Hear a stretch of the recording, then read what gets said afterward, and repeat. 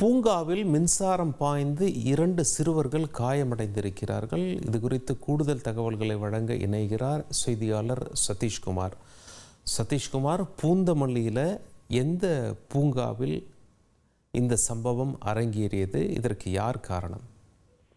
பூந்தமல்லி நகராட்சிக்கு உட்பட்ட 5வது வார்டு சிஆர்எம் நகர் பகுதியில் நகராட்சிக்கு சொந்தமான விளையாட்டு பூங்கா ஒன்று உள்ளது. இந்த விளையாட்டு பூங்காவில் வழக்கமாக மாலை நேரங்களில் சிறுவர்கள் விளையாடுவது வழக்கம்.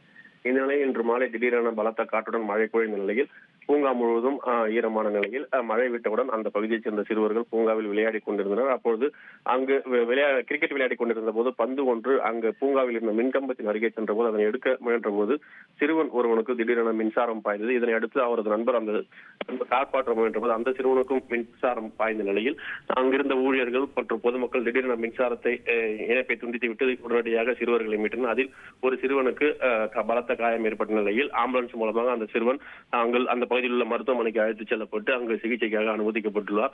தற்போது அந்த பகுதியில் இந்த சம்பவம் பெரும் பரபரப்பை ஏற்படுத்தியுள்ள நிலையில் மேலும் அசம்பாவிதம் ஏதும் ஏற்படாமல் இருப்பதற்காக அந்த பூங்காவை தற்போது ஊழியர்கள் பூட்டி வைத்துள்ளனர். குறிப்பாக இந்த பூங்காவில் உள்ள மின்கம்பங்கள் அனைத்தும் அங்கங்கே மின்சார பெட்டிகள் உடைந்த நிலையும் ஒயர்கள் அனைத்தும் வெளியே தெரிந்த வண்ணம் இருப்பதாகவும் இது குறித்து பலமுறை நகராட்சி அதிகாரிகளிடம் புகார் மனு அளித்தும் இதுவரை எந்தவித நடவடிக்கையும் எடுக்கவில்லை என்று கூறப்படுகிறது. இந்த சம்பவத்தால் இன்றைய தினத்தில் விளையாடி கொண்டிருந்த சிறுவன் அவர்களுக்கு திடீரென மின்சாரம் பாய்ந்து மருத்துவமனையில் சிகிச்சை பெற்று வரும் சம்பவம் இந்த பகுதியில் பெரும் அதிர்வலையை ஏற்படுத்தியுள்ளது.